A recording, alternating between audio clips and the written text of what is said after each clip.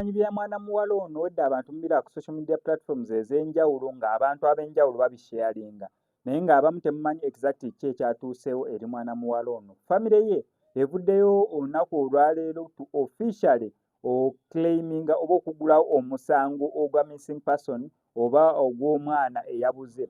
Mwana muwala ono ana emyaka 19 ali mu senior 6 vaaka yes alinze kubeera ng'ajoininga university ye yabuzeewo naye nga kigambibwa nti yabula olunaku olwokuna ng'enkeera yidi.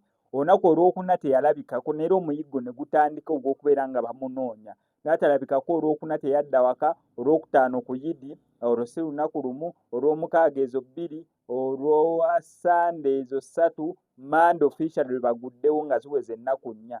Naye nga kigambibwa nti baasembamu kubako eriiso ku lwokuna olw'eggulo.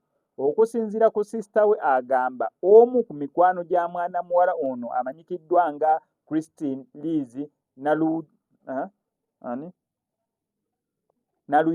Christine Liz Naluyange we tuli mu kubeera nga twogerako. So nti omu ku mikwano gya Liz agamba mbu yasemba omulabako ng'ali okay, ng'ali happy, ng'ali mu vibes ng'eza bulijjo, era bw'ati n'amusabako ne ku ssimu ye asobole okubeera nga akyatingako n'emikwano gyabwe emirala ng'onobeera ne kyaliwo n'ogendako wa kyaliwo n'omugamba ye ono gundi ali ku kikonze nasemba kale mumpeeko kamukyatingeko naye wano ku WhatsApp n'akyatinga n'abonera olw'amaanyi n'amuddiza essimu ye n'agenda. Okuva olwo tebaddangamu mulaba, tebamanyi oba alina gye yalaga, tebamanyi oba yabuzibwawo, tebamanyi kiki bamufaako.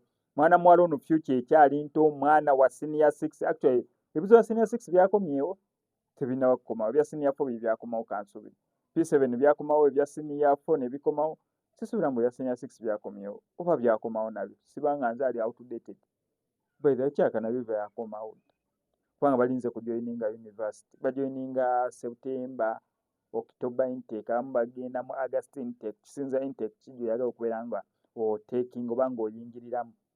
So mawulire mabi nnyo naddala okuva eri famire ya mwana muwala ono amanyikiddwa nga Christine Liz okubeera nga yabuzeewo. So ngenda keepinga nga mbatapingako ku nsonga nawa we batuuse mu kubeera nga bamunoonya mwana ono. Nkoze story eno nange okwongera ku ddoboozi ly'okubeera nga tumunoonya. Alinako amayitire oyinza okuba ku nnamba yange y'essimu ne tukubira oba si ekyo n'otegeeza poliisi ekuli okumpi okubeera ng'ogibuulira information yonna gye weetaaga okubeera nga ogibuulira. Katusabe mwana muwala ono alabike.